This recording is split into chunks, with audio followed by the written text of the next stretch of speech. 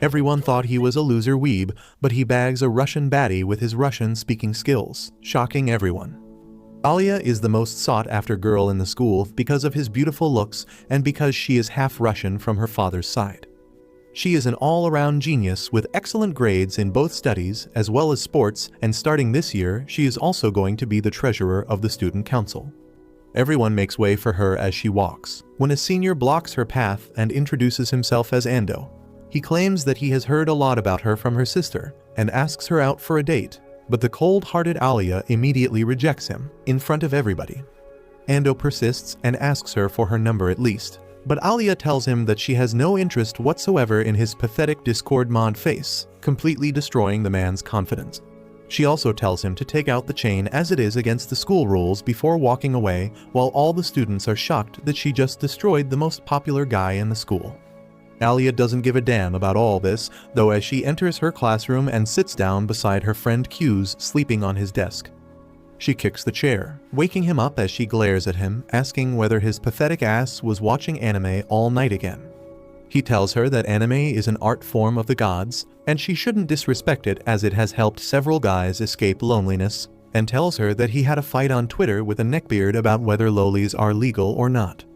She doesn't understand his yapping and turns away, but when he starts yawning, she ends up saying something in Russian, which embarrasses her. She claims that it was nothing, after which Q starts looking for his chemistry book, realizing that he forgot to bring it. Alya agrees to share her book, so he attaches their table and the class starts. In the middle, he starts sleeping again while the teacher was asking questions, so Alya jabs him with a pen, making him jump up in pain. The teacher asks whether he knows the answer, and he is forced to stand up not even knowing what the question is. He looks towards Alya, who points out towards the word copper, and he immediately blurts it out. But it's the wrong answer, after which Alya stands up and tells them the right answer. They sit down and Q's asks why she is making fun of him, but she claims that he should be aware that people can lie. He screams at her for being a bad friend, but she replies with something Russian, which she claims meant stupid. Q's, however, is not satisfied, and he repeats the phrase in his mind only to realize that she called him cute, as she doesn't know that he can understand a little bit of Russian. When he was a kid, there was a Russian girl that moved in his neighborhood, so he ended up picking up phrases from her. Unbeknownst to Alya, Q's can basically understand everything she says, but knows that if he calls her out, she will die of embarrassment. A little while later, the class gets over and Q's immediately takes out his phone. Alya tells him it's not allowed, but Q's claims that it's an emergency as he has the chance to get a gift in Genshin. He looks at it before screaming happily that he got the moon goddess, after which Alya grabs his phone and looks at it to find a silver-haired woman in the game. She hands it back to him while he simps over the goddess like a total weirdo. Alya seems to be hurt as she mumbles in Russian that even she has silver hair, but when Q's asked what she said, she claims that she called him a try-hard gamer. He tells her that she is wrong as he only plays free-to-play characters, unlike true sweaty tryhards who use pay-to-win characters to play the game. Alya simply tells him that he will die alone if he stays a shut-in like this before moving away. During the lunch break, Q sits with his friends at a table. The bald creep with no bitches is named Maru, while the blondie is called Kyo. Maru keeps yapping about how he has never smelled a girl and will probably die alone, when suddenly they spot Alya and her group of girls in the canteen as they try and look for seats. Kyo admires the beauty of the Russian sisters, while Maru gossips about how he heard that Masha is dating someone as she keeps turning down any guy that asks her out. Q's tells Maru that he wouldn't have a chance even if he was the last guy left, while the baldy tells him to shut up and accuses him of being very dickish just because Alya talks to him. Q's turns to look at her, then tells Maru that she mostly snaps at him angrily, but Maru is a degenerate who would let girls step on him, so he doesn't mind being verbally berated.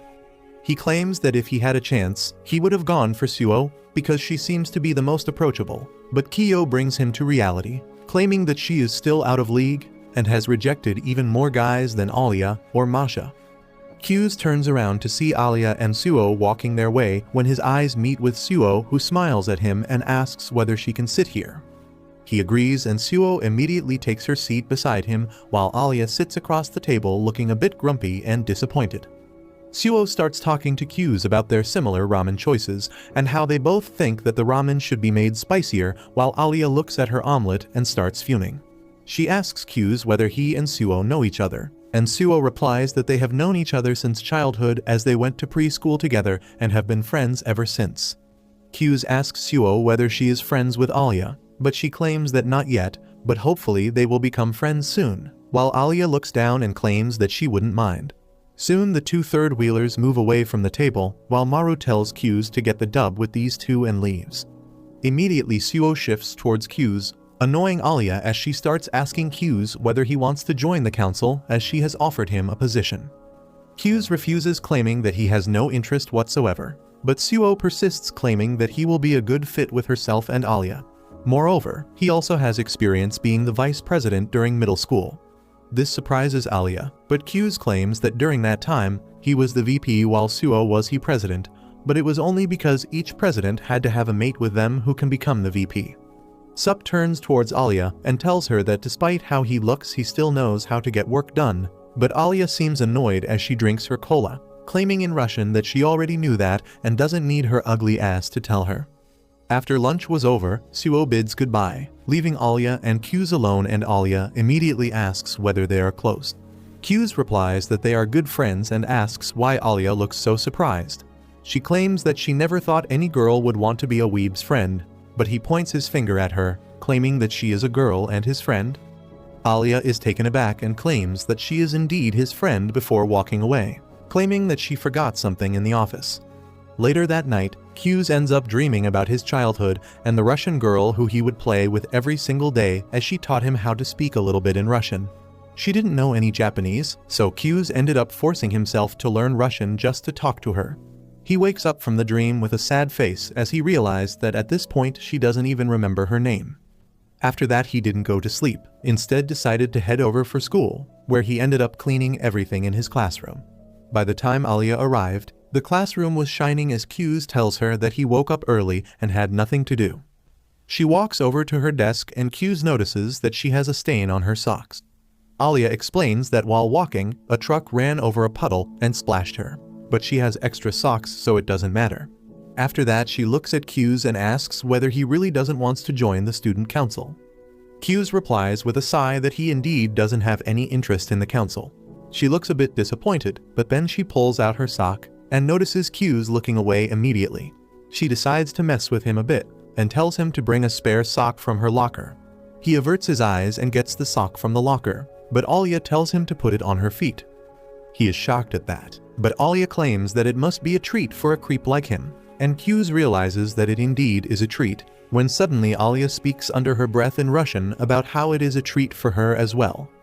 What a diabolical story, Jesus Christ. Q's starts psychoanalyzing her behavior and thinks whether she is a perfectionist who is using Russian with him to feel a little free or just some kind of exhibitionist.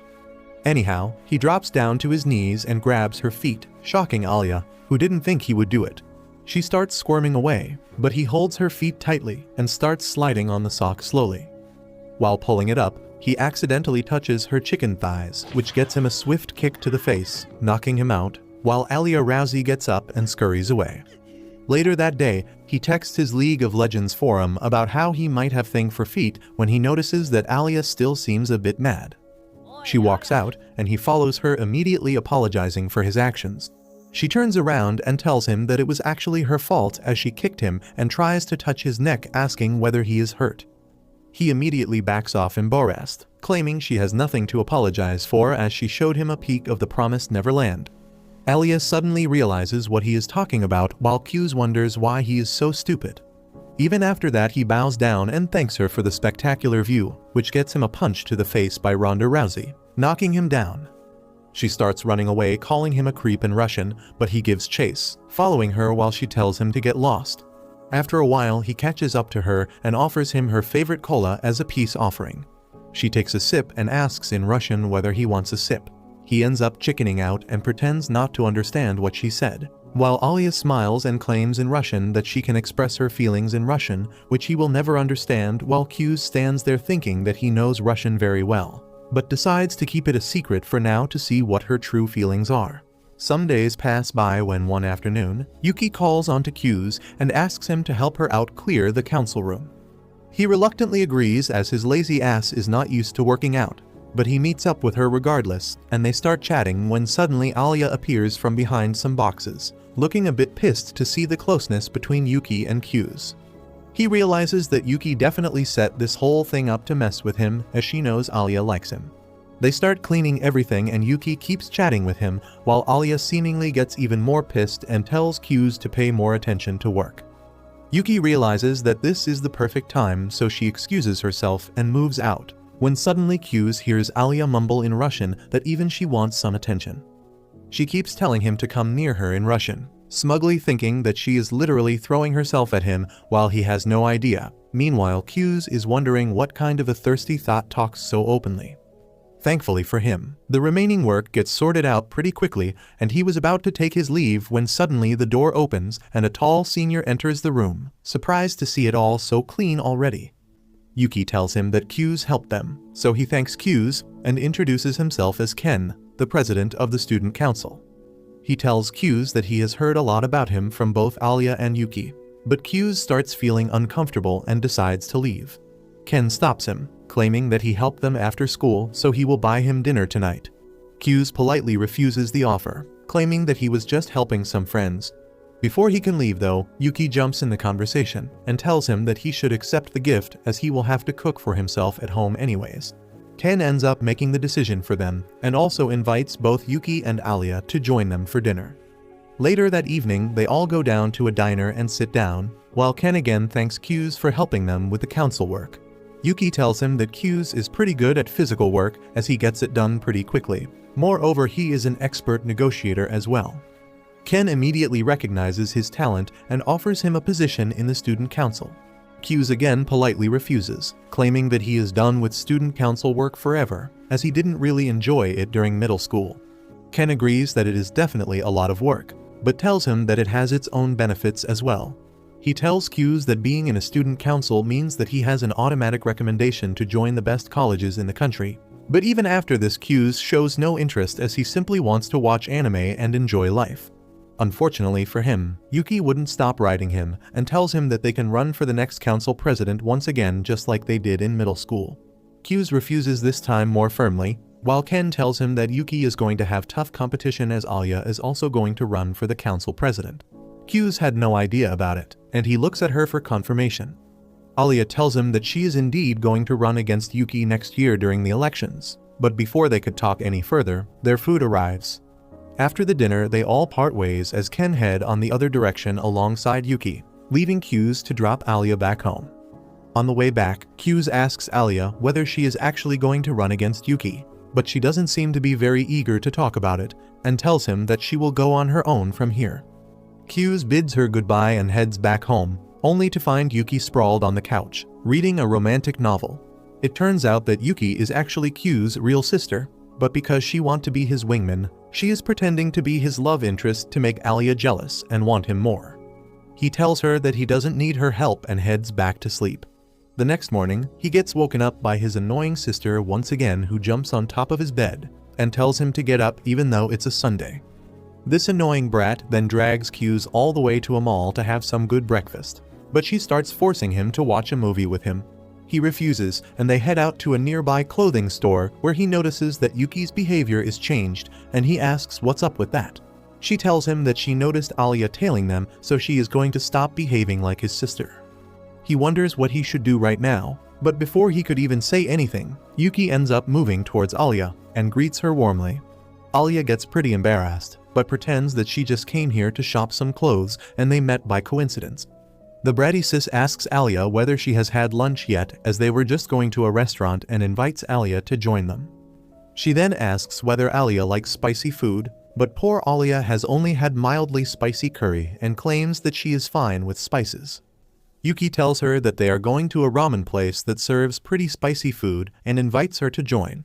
Q's decides to come clean and tells Alya that the ramen is not just normal spicy. In fact, this restaurant makes ramen insanely spicy enough to make lava come out anyone's ass. Alya feels like Q's is trying to push her away to be alone with Yuki, so she decides to join them regardless. They head out to the ramen place, which scares the daylights out of Alya, who has never seen such a demonic-looking restaurant before.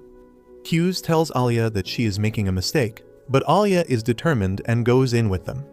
Soon they order a bowl of ramen each, while Alya notices that Yuki is wearing quite boyish clothes today. Yuki decides to use this as an advantage, and tells Alya that this morning she was in bed with Q's, so she decided to borrow one of his shirts for the day. Q's ends up spitting out the water he was drinking while Alya looks at him darkly. He tries to explain himself, claiming that she just ended up jumping on his bed while he was sleeping, but Alya doesn't buy it even for a second. Thankfully, the ramen bowl arrives just in the nick of time, which shocks Alya completely as she has never seen something as red and hot as this bowl. Yuki and Q's seem pretty fine with it as Yuki tells them all to dig in before the noodles get soggy. Alya decides that she can't be left behind, so she immediately takes out the chopsticks and cools the noodles down a little bit before gulping them down.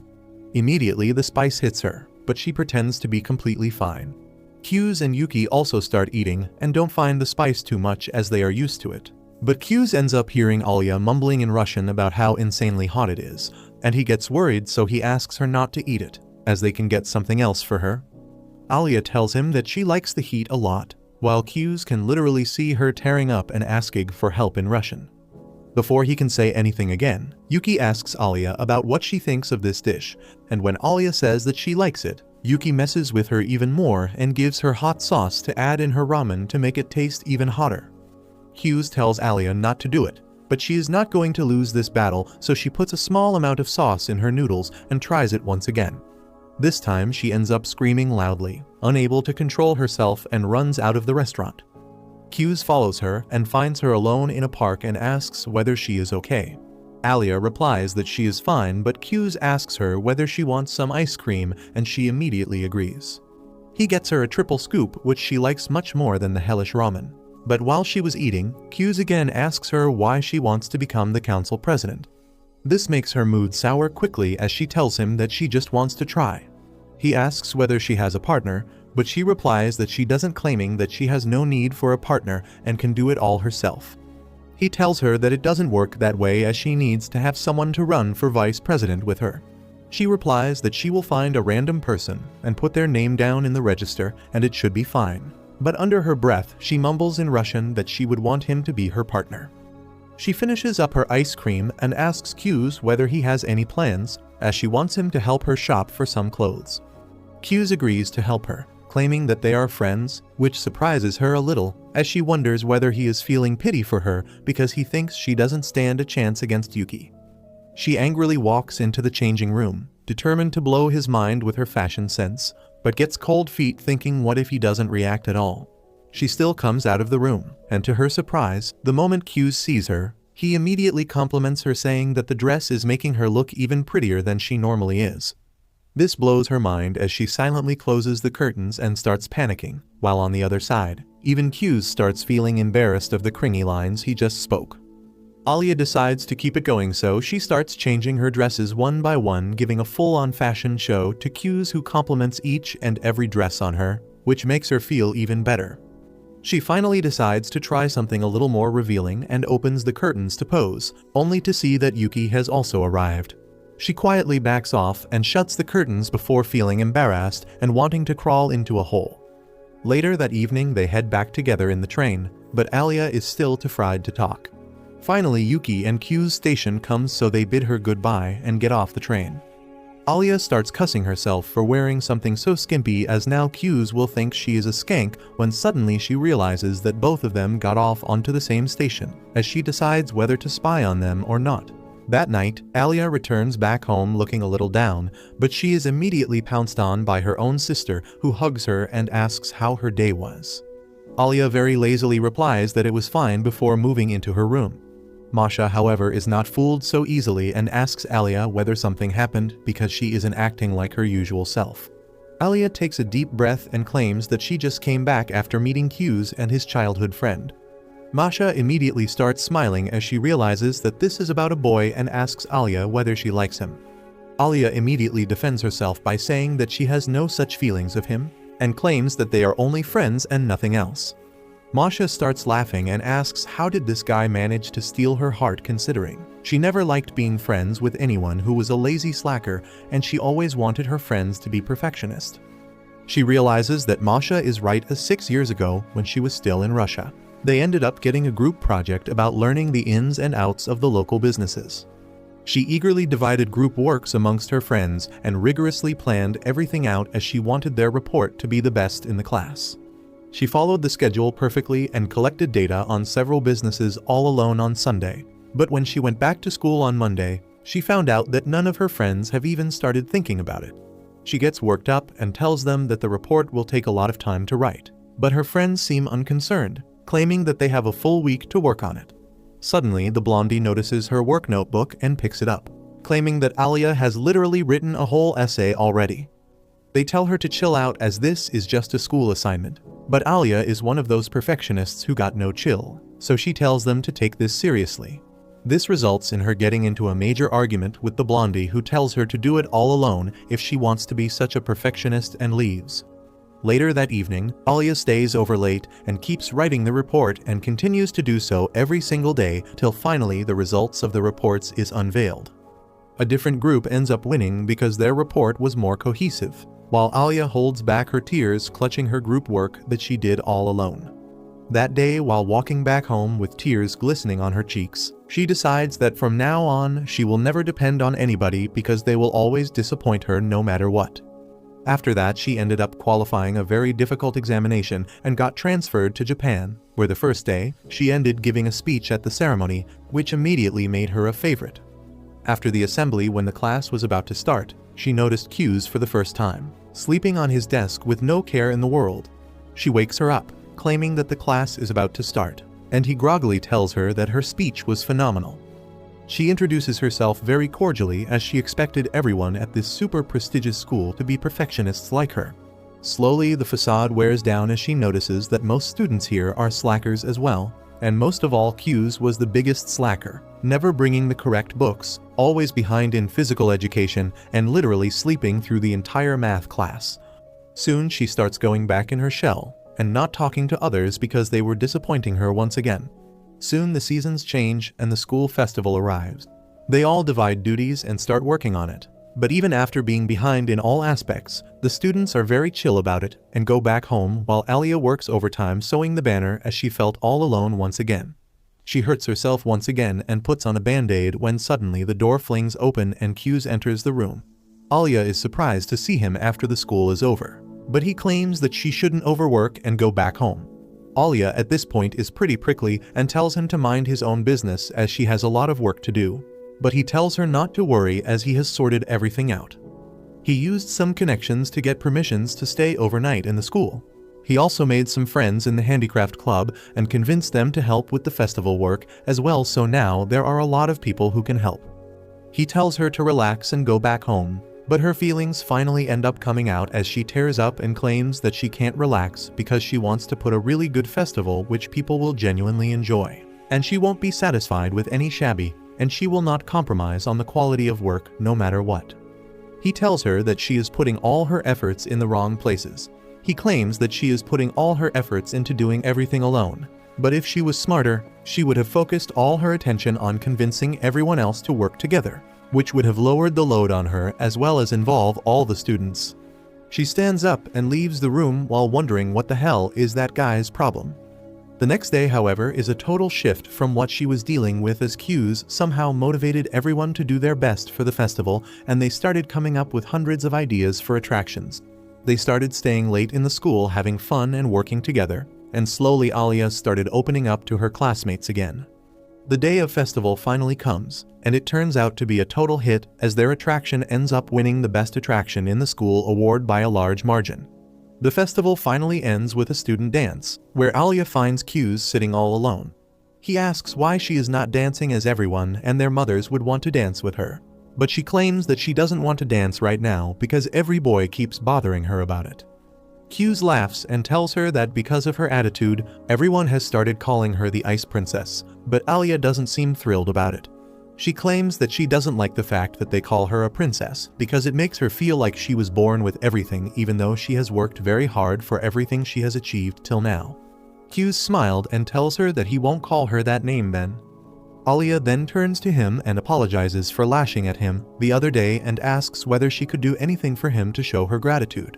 Q's tells her that she doesn't need to do all that as she was still the person who put the most effort, but Alya claims that she needs to repay him for his kindness. Suddenly, a bunch of boys appear behind her and the incels start bothering her again for a dance, pressuring her even though she didn't want to. Rizz decides to take matters into his own hands and takes her arm before running into the grounds, asking Alya for a dance as her thanks. Finally, we return back to the present where Masha claims that it sounds like the start to a beautiful love story. But Alya again claims that he is just a friend because he is capable and can get things done. But Masha is not fooled as she smiles at her. The next morning, Rizz goes to the students' council to cover for Yuki as she didn't come that day. There he ends up meeting with Masha, who tells Rizz that she has heard a lot about him and wanted some help with shopping for supplies. He agrees, and she immediately thanks him and grabs his hands. Suddenly, she feels a familiar feeling as if she has met him before and asks him for his food name. Rizz tells him her full name, and immediately she realizes something, but keeps her mouth shut and tells him in Russian that they should get moving. They start walking and enter a shopping mall where Masha completely forgets why she was here and starts looking at different stuffed toys to buy for the student council. She buys a cat plushie and also starts looking a lion wearing some glasses for the council president. But Rizz tells her that he won't be a big fan. They start walking back when she enters a tea shop to try some of their tea. And while she was tasting the different types of brewing methods, Rizz suddenly remembers how his parents separated when he was young, and he decided to stay with his dad. But Yuki ended up choosing their mom, forcing the siblings to be separated from each other. Suddenly, he snaps back to reality only to find Masha in front of him looking worried. She tells him that he looks pained and immediately hugs him while stroking his hair. This completely shocks him as he feels a wave of nostalgia come over him as he wonders why this feels so familiar and relaxing. His session quickly gets over though because he gets burned by the hot teacup while still wondering why Masha's touch reminds him of his childhood.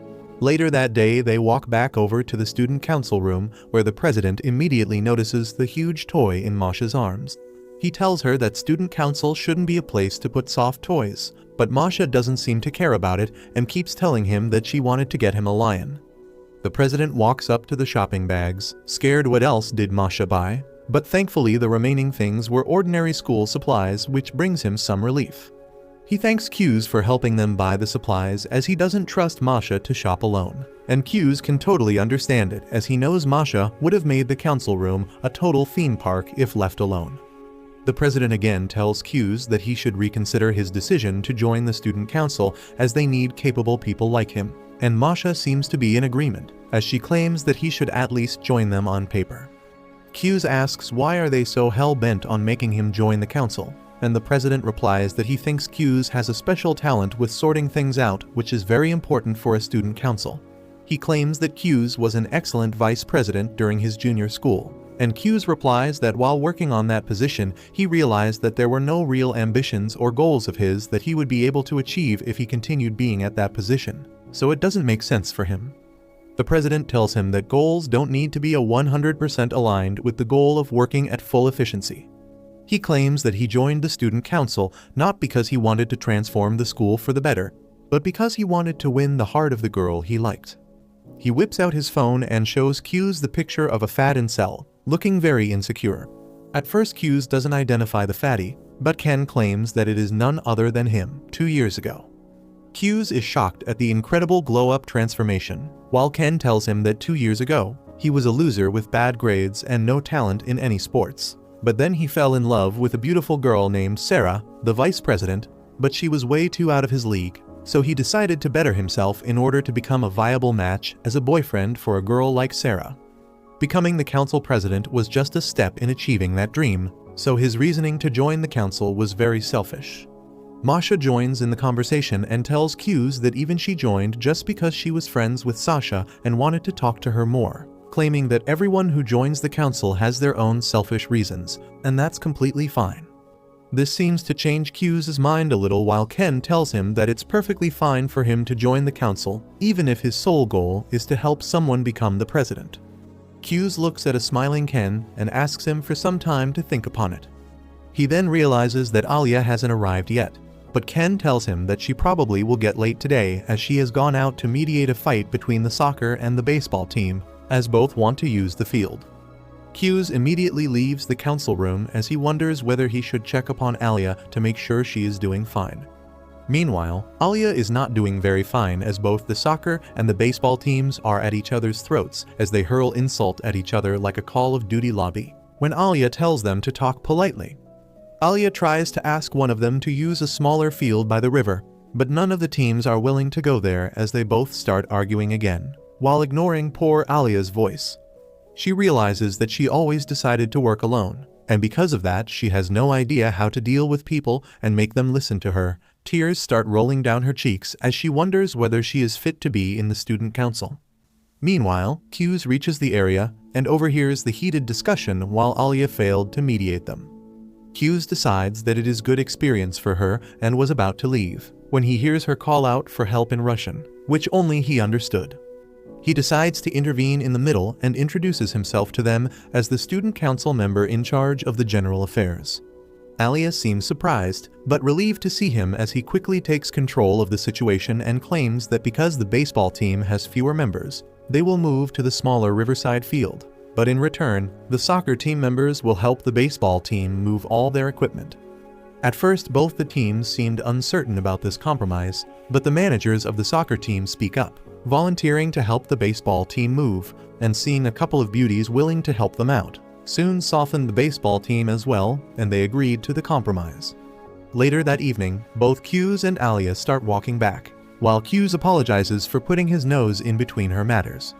She claims that she likes his nose between her juicy matters and asks whether he knew the managers would decide to help the baseball team. Q's smiles and claims that the captain of the baseball team is currently dating the manager of the football team, and that's why he wasn't saying too much, as he wanted to help his girlfriend. Meanwhile, the manager was confused what to do, since she knew soccer team's demands were too much. He claims that he simply gave them a middle way out, which he knew both the baseball captain and the manager would agree to, and the plan worked. Alya looks at him impressed that he thought and noticed these many things when they run into Ken, who asks whether everything got sorted out. Q's immediately realizes that Ken planned all of this to begin with as he asks Q's for his decision about the council. Q's takes a deep breath and tells him that he is ready to join the student council, which shocks Alya, while Ken tells him to come to the council immediately to get his joining form. Later that night, when they start walking back, Alya asks Q's whether he is joining the council to help Yuki become the new president, and Q's asks what will she do if he does decide to help her.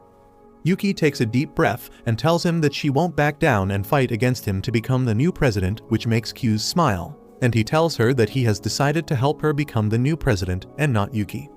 This catches Alya off guard, while Q's promises that he will help her become the president of the council, no matter what, and offers her his hand.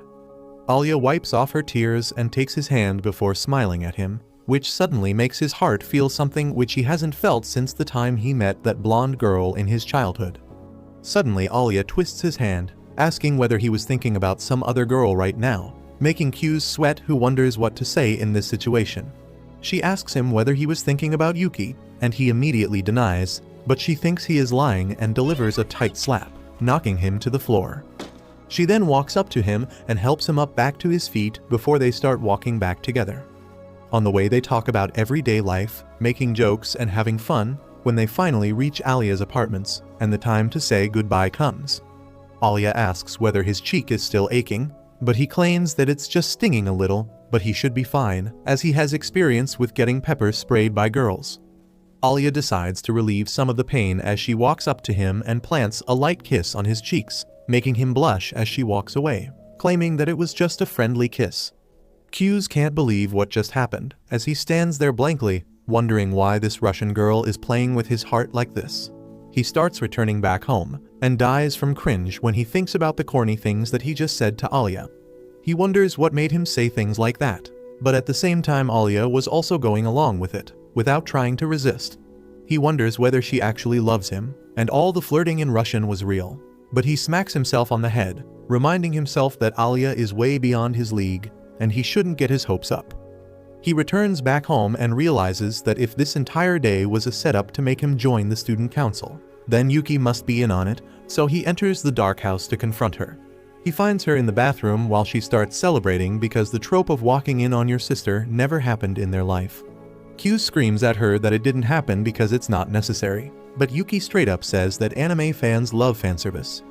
They walk into Q's room where she starts drying her hair out and asks whether the president or Masha managed to make him join the council. And he hesitantly replies that he did join the council, but there is a catch. Yuki looks at him eagerly while he tells her that instead of helping her win the seat for the president, he has decided to help Alya instead. There was a brief silence where Yuki looked very sad, but she was faking it as that was her entire plan. She starts acting all bratty though, and tells Q's that this is technically cheating, and Q's needs to spoil her now that he is not even going to support her through the elections. He takes the brush from her hand and starts brushing it, while telling her that he is really happy to be with her after being separated for so long because of their parents. Yuki smiles and tells him that she doesn't care whether he is her brother or not, but she will fight with all her strength to win the chair of the president. She leaves the room happy that her brother found someone who could motivate him to work harder and wonders how long he will be able to keep it up. The next morning, he wakes up on his own, surprised to find that Yuki didn't make a whole scene to try and wake him up. He wonders whether she got hurt by what he said yesterday and decides to make it up to her with some good breakfast. But the moment his feet touch the ground, he is jump-scared by her own sister, who starts laughing like a maniac and tells him that he needs to watch him back because now they are rivals. Q's realizes that his bratty sis will make life hell for him, but to his delight, Yuki ends up getting stuck like my stepsister. She tells Q's that she wants his help to unstuck her, but he decides to take revenge and starts pushing his bed sheet down her face to pack her in with the terrible sweaty smell. Later that morning, Alya sits down on her desk as she keeps anxiously looking at Q's empty desk, wondering how he will act today. She seems a little embarrassed by her actions yesterday and gets jump-scared when Q's walks in the room. She tries to act all normal, but when she looks at him that day, she realizes that he looks much better than usual. All during the class, she keeps looking at him, wondering why is he glowing so much, even though he looked completely normal. She also realizes that he didn't sleep in the class today and wonders whether he is doing this for her. Later during a volleyball game, she seems completely distracted when the balls fly over to her, but she quickly snaps into action and hits the ball hard into the opponent's court, scoring a point. She immediately looks over to the guys' team where Q's gets hit from behind with the ball and gets knocked out cold. A little while later, he steps out of the gym to get some fresh air as he rubs his head, when Alya walks after him and asks whether he is feeling fine. She checks his head for a fever before fixing her hair, and all this while Q's is shocked to see that she looks even more pretty than usual. He immediately looks away and goes over to drink some water, but this thirsty-ass man still keeps looking at Alya drinking water. He immediately puts his head in the water, feeling really happy about himself when Masha walks up to them and asks whether Q's is okay as she heard he got hit. Q's is immensely pleased with himself for bagging the most beautiful girl in the school and starts looking at the clouds when Masha tells him to bend down and starts drying his hair out. After going through literal heaven, he thanks her and claims that he now knows how a dog feels. Soon Alya tells Masha that she should go back to her class as Q's and her are going to go as well. She starts dragging Q's away to a secluded spot where Q's wonders whether he is going to get scolded for touching another girl, but instead she starts asking whether he can still feel pain in his head and suggests him to put an ice pack on it to prevent swelling. He is surprised that she is being so nice today and wonders whether they have already entered the honeymoon phase and will be acting all lovey-dovey. He tries to touch his head, but he backs off, claiming that she isn't being herself today. Alya starts blushing and claims that Q's was looking different today and she was worried if anything was wrong. Q's tells her that apart from not having breakfast, everything was the same today. Hearing this, Alya realizes that this massive jerk didn't try to better himself for her, but was simply too hungry to sleep in the class. She calls him out for it, but he claims that he simply didn't sleep in the class as he slept very nicely last night. This humiliates her even more as she realizes that all night long she was unable to sleep. This idiot was having the best sleep of his night. She immediately walks away in anger, muttering to herself that she can never actually fall in love with a stupid person like Q's, while he felt much better now that Alya was back to her original self. Later that day, after the bell rang, Q's happily gets up from his seat and asks Alya whether they can go to the council room together. She gets up without saying a word and starts walking, as if annoyed at him, but Q's knows that she is just at Sundir and nothing else. On the way to the council room, they spot the boys from both the baseball and the soccer team apologize to someone in the council room before running away scared. Q's wonders what that was all about and enters the room only to find a purple-haired tomboy with a bamboo stick in her hand, making her look even more threatening. Q's immediately tries to shut the door again, but the girl blocks it with her hand and opens it up back again before apologizing to them and introducing herself as Sarah, the secretary of this council and the president's girlfriend. They both enter the council and take their seat, while Q's asks what were the athletes doing in this room. Sarah tells him that they were having an argument again, so this time she went to sort it out with her bamboo sword and her fists, and it was just a matter of threatening violence, after which both the teams automatically decided to find a middle ground. The president laughs at this situation, claiming that Sarah is not as scary as she looks, and they start doing their lovey-dovey stuff, while Q's and Alya make jokes about them. Soon Masha enters as well, and the Q's first council meeting begins as he steps up and introduces himself as the head of general affairs and states the fact that he will be partnered up with Alya for the next election to help her become the president. Alya looks at him dreamily while the president smiles and wishes him best of luck. He tells Q's that since he was the vice president in junior school, he should quickly get the hang of it, but for today he is going to pair up with Masha as they are very short-staffed right now and need all the help they can get. Q's agrees immediately, while Yuki smiles and tells the president that she needs to have a conversation with the art club regarding the festival coming up and tells the president that she would need the help of Alya as well because she is the treasurer and they need to discuss finances. This is a bit strange because none of this had been discussed before, but Alya agrees to go immediately. Both the girls leave the room while Q's wonders what kind of plan is Yuki hatching as he knows that something is definitely up. His suspicions turn out to be true when Yuki takes Alya to a separate room with no one in Sigjit, where Alya decides to diffuse the tension and apologizes to her for stealing Q's as her own partner for the next elections. Yuki looks down and tells Alya not to worry as this is not her fault and Q's made his own choices which she doesn't really mind, but she would have been much happier if he chose her. Alya looks at her and builds up her courage before asking Yuki what does she feel about Q's. To her absolute surprise, Yuki straight up tells Alya that she loves Q's more than anything else in this world, including her own mom and dad. Alya is still shocked when Yuki brings up the same question to her and asks whether she likes Q's as well. Alya immediately starts blushing and looks down before replying that Q's is just a friend for her. Yuki decides to press her even more and asks whether she is in love with her or not. Alya finds herself at a loss of words once again, while Yuki pushes her against the wall, claiming that she has already told her that she loves Q's, and now it's Alya's turn to make things clear. Alya struggles for a bit, before replying that even though she doesn't know whether she loves him, she will never have Yuki have him.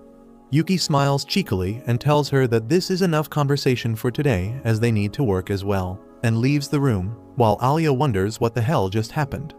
Meanwhile, back in the council room, Masha and Q's where they spend their time cross-checking documents and making corrections wherever needed. Q's realizes that Masha is really good at her job when his eyes wander off towards Chisa, who doesn't have enough brain cells to even take out a book properly, as she falls to the ground with all the books. Soon Masha is also done with her work and tells Q's that they should take a small tea break before working again. She immediately gets up and heads over to get some black tea, while Q's asks her whether Russians drink black tea in the summers. She tells her that usually they drink it only during the winters, but since her mother is Japanese and loves black tea, they drink it very often in the summers too. This makes Q's think about how the girl he liked when he was young also had a mother that loved black tea. When Masha breaks his thoughts and asks whether he knows a lot about Russians, he lies and claims that he has only watched a couple of movies and that's it, while in fact he studied really hard to learn as much as possible about the Russian culture. Masha soon sits down beside him and starts eating spoonfuls of jam before every sip of tea, which is also a Russian thing. Q's also tries to do the same, but it is too sweet for his taste. Soon after that, Yuki and Alya also return from their errand, and Masha immediately sets out to make tea for them as well. Alya looks a little grumpy, but puts her chair really close to Q's and sits down, asking if he has any problem. Q's immediately looks over to Yuki and realizes that she has pulled some new trick this time and wonders what's going to happen. Masha cheerfully asks Alya whether she found any guys she likes and would love to marry, but Alya shakes her head before softly whispering in Russian that it's too early for marriage. Q's looks at her when Masha puts down a huge plate of jam in front of her, which she starts gulping down angrily. Soon the president dismisses all of them, and Q's starts the walk back home with Alya while the sun starts setting. He wonders what Yuki told her as she looks very stressed and decides to do something about it. He invites her to a small cafe, claiming that they should discuss a little about their presidential election because they don't get much time during the school. Alya whispers in Russian asking whether this is a date, which makes Q's blush, but he pretends not to understand it and enters the cafe with her. They sit down and she gets 2 big boy smoothies so she can post them on Insta when Q's decides to address the Russian in the room and asks whether something happened with Yuki. She gave him an annoyed look and told him that nothing happened, which just made him absolutely sure that Yuki pulled some trick on her. Suddenly Alya asks Q's whether he is dating Yuki, but Q's outright denies it, claiming that he would date his own mom before dating Yuki. Alya looks at him suspiciously, so Q's decides to clear some air and tells her that Yuki is not as ladylike and innocent as she looks, and promises that she is simply messing around and teasing her. This makes Alya relax a little while Q's tells her that they need to do something about Yuki, because as it is, they will definitely lose the elections. Alya looks at him a little frustrated, but he claims that this is a truth. He explains that usually there are much more candidates that try to fight for an election, and after a general meeting where the candidates are supposed to have a brainless debate like Biden and Trump, half of the candidates drop out because they realize they don't have any support. Then finally, the top 3 candidates are chosen to run the election, and amongst them, one is chosen. Unfortunately, this time everyone thinks that Yuki will win by default, and because of that no one is even interested in standing against her. While Q's is giving his monologue, Alya is completely distracted by the fact that even though they are alone in a cafe, he is not even acting a little shy, as if he comes here with different girls every single day. She ends up biting her entire straw before she decides to stress eat right in front of him. Q's is a little surprised by this, and this breaks his thought train, while Alya decides that this is a time to pull the classic move of sharing the same spoon. She asks whether Q's would like to have a bite, but when he denies, she still tells him to have 1 bite. She extends the spoon while he asks for a different once, but Alya tells him to shut up and open his mouth, as these things are very normal in Russia. Q's looks at her face and realizes that she is clearly lying, but opens his mouth regardless and rejoices at the first deep-throated indirect kiss that he has ever had. Soon they return back to their shy self when Alya asks what should they do if they want to beat Yuki. Q's tells her that last year their president wasn't even in the student council and yet ended up winning the elections, but that was because he had a plan. Q's explains that at the start of the year, Ken was a fatty who had average grades at best. But soon as the year went on, he ended up losing all the weight and started doing better in academics, which drew all the fatphobic people to his side as they realized that Ken can achieve things that he doesn't have through hard work. This way Ken created a compelling story which is needed for every election. He orders some food for himself and tells her that she should give a speech in front of the entire student body and try to win them that way, and Alya agrees. Soon his food arrives and they start eating when he offers Alya a bite. She eagerly agrees, but this loser gives her a different spoon and a bowl to eat, and because it was super spicy, she ends up tearing up once again. While walking back at night, Alya asks Q's whether he has any idea who Yuki will be partnering up with, and Q's replies that she shouldn't have much trouble finding a partner as she is pretty popular, but claims that if she picks Tan as her partner, it would be very difficult for them to win. Alya asks who Tan is, and he explains that she is the opponent of Yuki from junior school who fought till the very end for the position but lost by a small margin. After that they decide to head back to their homes for the night, and the next day they meet again in the council room where surprisingly enough Yuki has already found a new partner.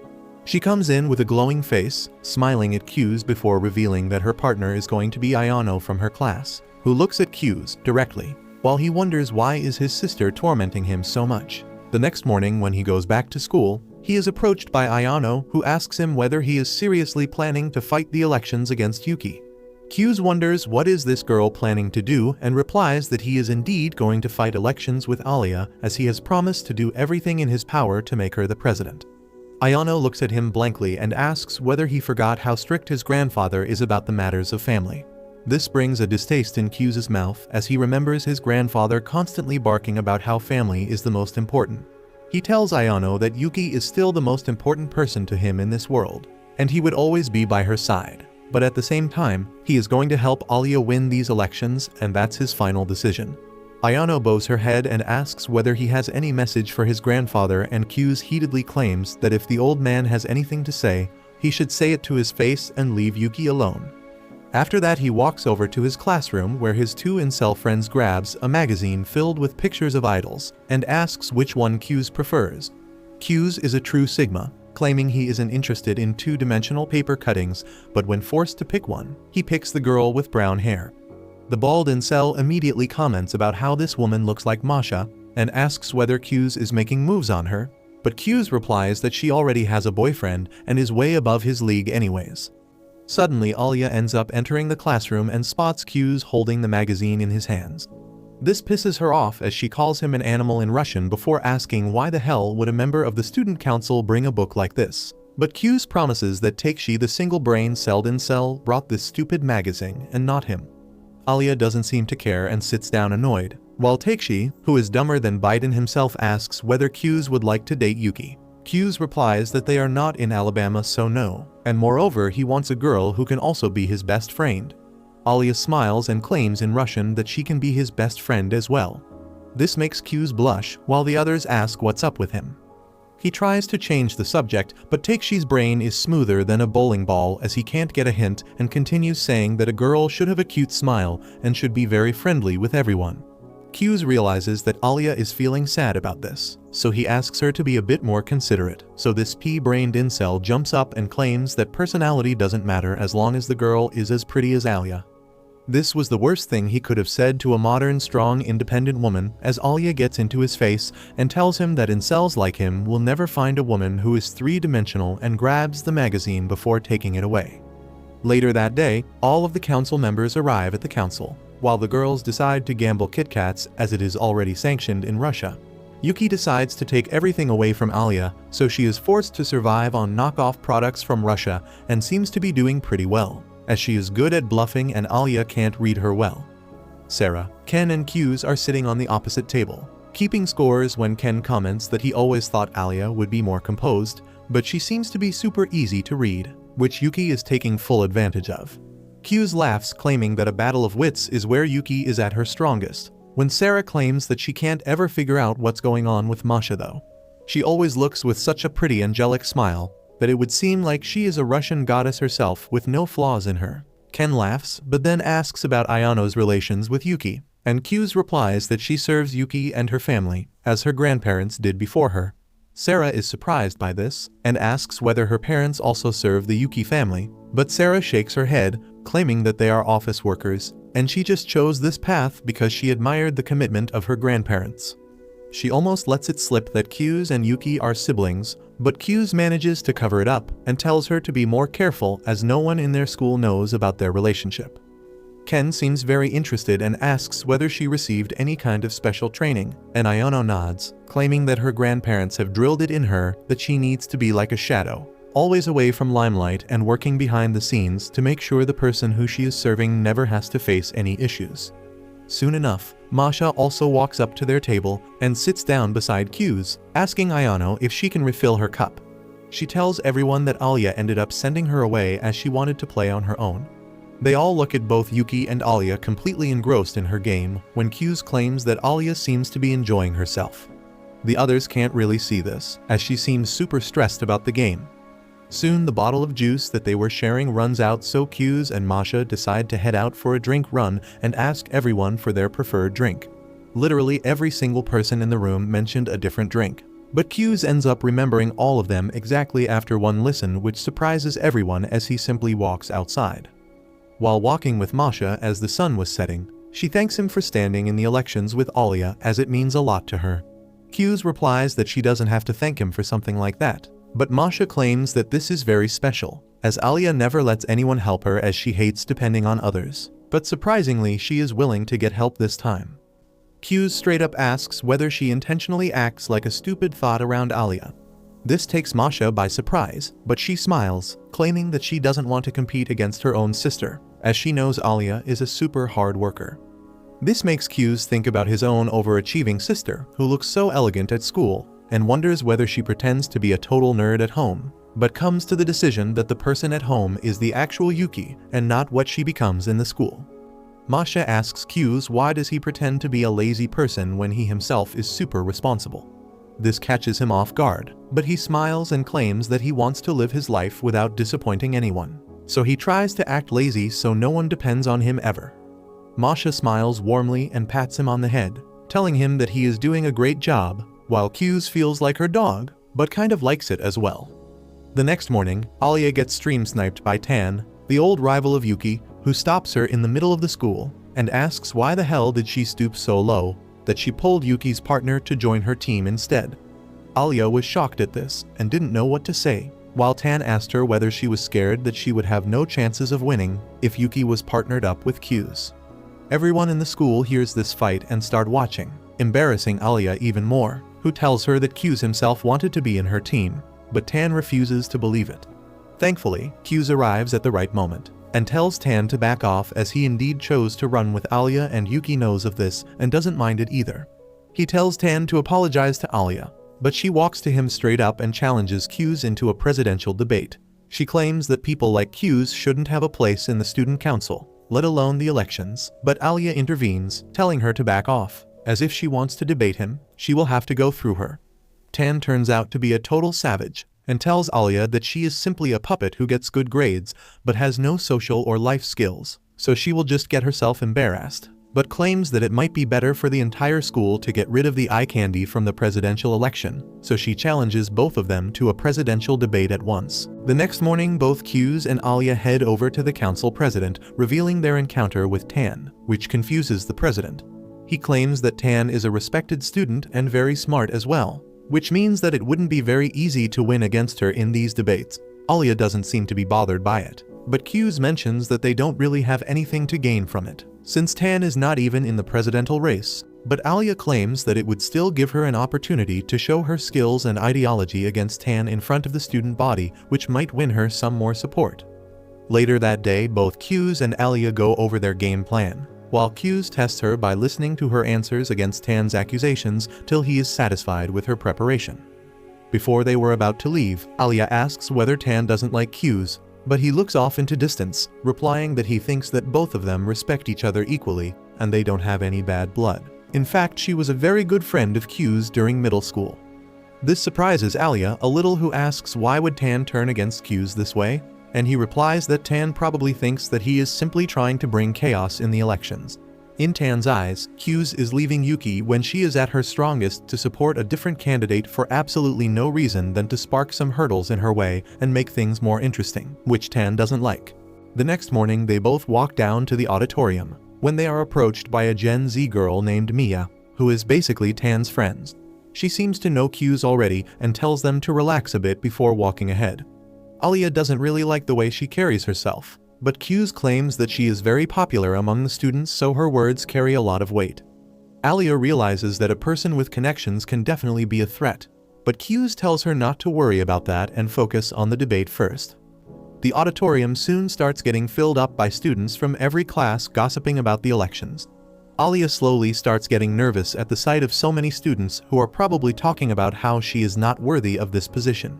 She starts spiraling very quickly, thinking about how she has never made a meaningful connection with anyone before, but Q's snaps her out of it and tells her to calm down, as her enemy today is not Tan, but the perfect vision of herself that she wants to become. He tells her to Netflix and chill for a while, as if anything goes wrong, he will handle it. This calms her down a bit, and soon they all take their positions as the debate starts.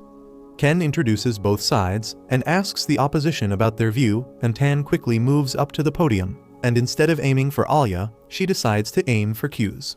She explains that the current members of the student council are solely picked out by the president and the vice president, which means that there is a lot of place for corruption, nepotism, and favoritism. She claims that students who have never achieved anything in their life, who get average grades in academics and are no good in sports, suddenly become the member of the student council, which makes them higher status than every other student who has been working his ass off to achieve something.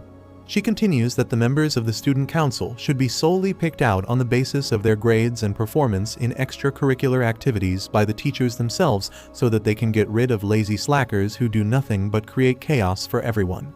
This really impresses everyone, as the entire student body claps, while Ken calls up Alya to defend against these views. Alya confidently moves up to the podium and starts presenting her point of view. She explains that the school prides itself over the self-governance of students, as it shows that the students studying in this school are old enough to know how to carry themselves. Moreover, if Tan believes that the student council needs the help of teachers to decide something as small as choosing the members of the council, then it simply means that she is weak-minded and doesn't think she can do that on her own. Moreover, academic grades are not everything, as people have their own strengths and weaknesses.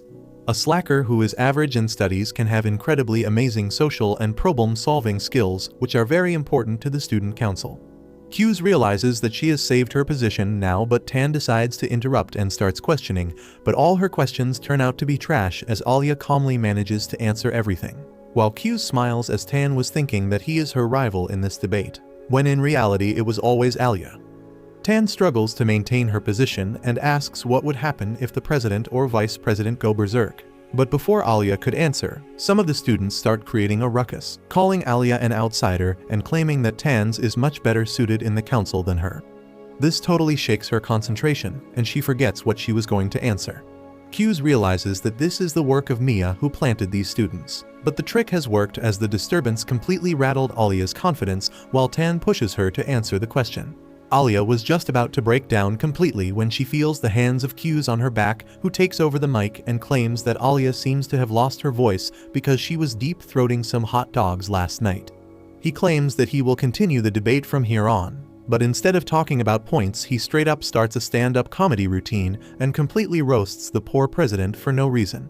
He claims that if the decision of who enters the student council was given over to the teachers who would select the top scorers of the school, Ken would have never become a president, as he had very trash scores and was a total fat loser during his first year. But because student council awards passion and talent, Ken was able to outgrow his fat self and became the president that they all love today. With that, he drops the mic and everyone looks at Tan for her answers, but she doesn't want to get roasted, so she runs away, followed by Alya. Alya catches her after a while, only to find her crying, as it turns out that she was shipping Q's with Yuki all this while, but suddenly Alya came in the picture and Q's left Yuki as if it was nothing. This made her very mad, as she always thought Yuki was the best since she defeated her during the middle school presidential elections, so Q's choosing Alya meant that even Alya is better than her. Alya understands her mindset but tells her to get help from a psychologist and returns back to the auditorium, where she finds out that the debate was concluded and she was awarded the victory in the debate. She tells Q's about what Tan said, and Q's replies that she was one of the fiercest competitors they had during the middle school, but she ended up accepting her defeat against Yuki and Q's, as she thought she could never defeat them. Alya looks at him and claims that she will work as hard as possible to become a person that Tan respects just as much as she respects Yuki, so that she can approve of her partnership with Q's as well. Q's smiles at this, but Alya asks him why did he ever pick her over Yuki when they had such a strong partnership. Q's looks down sad as he remembers how he was forced to be away from his sister and wanted to make it up to her by supporting her throughout life, but decides to keep this information hidden and tells Alya that he never truly wanted to be a vice president and hated the spotlight, but he owed Yuki a favor, so he was forced to do it. But this time things are different, as he himself wants to support and work with Alya, who he believes would definitely make an excellent president. Alya seems to be very happy with this conversation when Q's asks why did she decide to run the presidential elections with him, since it is such an important thing, and she could have found someone much better. But Alya replies in Russian, and for once even Q's doesn't understand what she said. She immediately gets up and starts walking while he follows her, asking what did she just say to him, but Alya smiles playfully and tells him to learn Russian if he wants to know what she said. If you liked this video, you would love the story about this magicless loser born in a world filled with magic who decides to take up a sword instead to climb his way to become the strongest so his crush would notice him.